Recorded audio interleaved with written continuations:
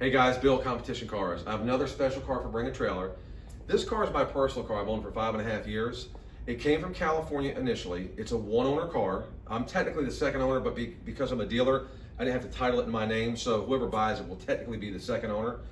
I had a chance to talk to the first guy that owned it. He lived in California. You can look at the Carfax. I have full Carfax on there. He took care of it, traded in on a Lamborghini Gallardo convertible. Had nothing but good things to say about the car. The back at around, I want to say, I bought it when it had 15,700 miles on it. I think he said at around somewhere between 10 and 12,000 miles, it had a clutch done. They had some issues with the clutches, so Lotus has already redone that. I've changed the oil myself several times. It's not going to show up on Carfax. We did it, my son did it for me actually in-house. And I just sent it to my shop last week to get a full service and have them kind of check everything in preparation for the sale. But it's a beautiful car. It's an S.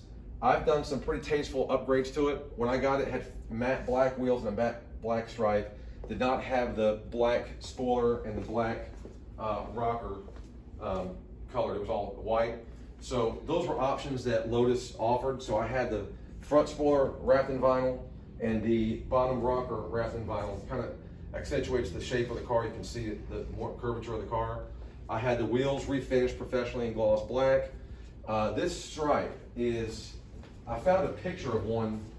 I didn't like the matte black stripe, so I found a picture of a Lotus, and it was a car that they did in Europe. I don't know if it was called a GTE or GTC, something like that, and it had this basic stripe, so I had my stripe guy duplicate this stripe.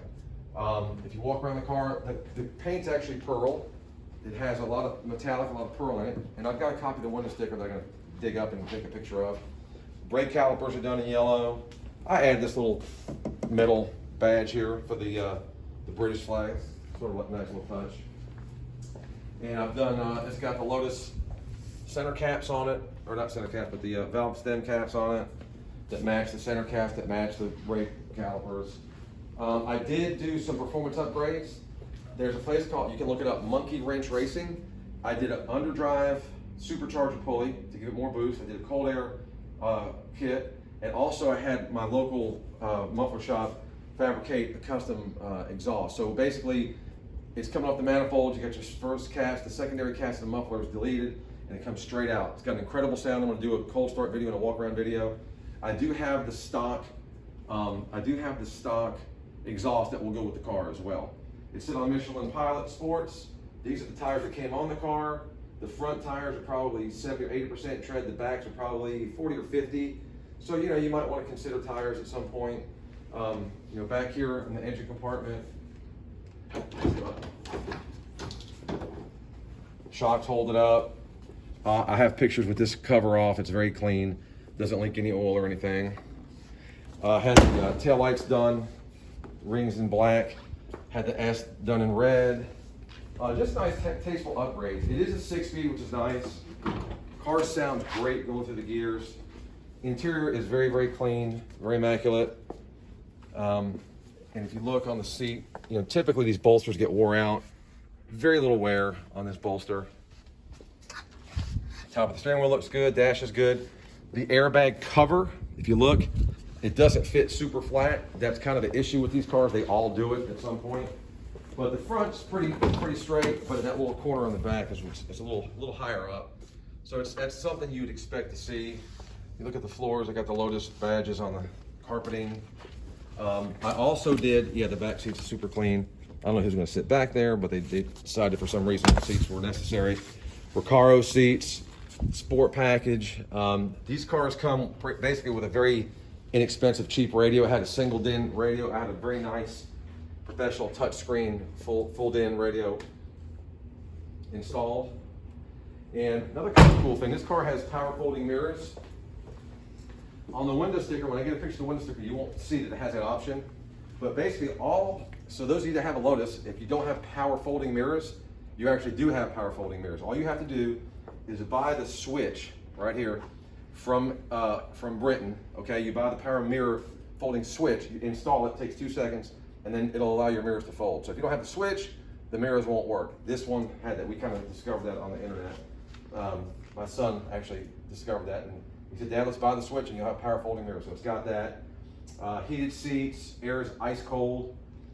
And like I said, just pan around the car, step back and look at it. I mean, it's a beautiful car. It's very well taken care of. No paint work on the car anywhere. It's all original paint. There's really not many flaws to speak of on the car. A couple things I'm going to point out. As I mentioned, it had a matte black stripe on it when I got it. Did not like that. So my guy duplicated this stripe, and there's a here and here in between these two stripes, there's a little bit of a line you can see. It's hard to see. I didn't mess with it. My guy goes, I can make the stripe, put white in between to cover that. There's got a little bit of evidence where the old stripe was, and it's got these right here as well. And you got these two little indentations. I have no idea where they came from. They were just there when I got the car. Has some paint protection film on it. The headlights have it on it. It's kind of peeling here a little bit. I mean, if it bugs you, I can take it off or get it redone. It's on the mirrors, a little bit down below. It had more on it when I bought it, but I took it off. I don't like that stuff because as time goes by and it gets dry, it gets discolored and it's hard to get off. So I left some of it on the spots I thought were deemed necessary. What else can I tell you about it? It's a lot of car for the money. Why am I getting rid of it? I'm buying another car. I'm going to get a 512 TR Ferrari Testarossa. And everybody I told that I was getting rid of this car to buy a Testarossa thinks I'm crazy. They said this car looks better, it handles better, it's faster, it's louder. You know, it's got a Toyota/Lexus sourced bulletproof motor that you can't kill. But you know, I had a Testarossa years ago. I want another one, and it doesn't make sense to keep this and then buy another six-figure car. These cars are, like I said, a lot of car for the money. It's not that much money for the performance that you get. Most people don't even know what this car is when you're driving it. I hear, oh my gosh, is that a Ferrari? Is that a Lamborghini? Is that a GT40 or whatever? So it's kind of unique. So, you know, you can buy a supercar for the same price that you probably pay for a loaded Nissan Maxima or something crazy like that. So bid all you can, ask questions, and look out for the driving video and the walk-around video. And I'll point out if there's anything on the car that needs to be pointed out as far as any nicks or picks, which there's literally none that I can speak of. Oh, hang on, there is. Let me show you real quick so you can see it. I forgot. And this will be in the pictures. This was on it when I got it. There's two little tiny chips here that I touched up, and then one right there. It was there when I got it. Other than that, there's really nothing to speak of on the car. I mean, it's just straight and it looks great. And I'll look forward to getting the driving video because you guys are going to really like the way the car sounds. So good luck bidding and hope to answer any questions you may have. Thanks, guys.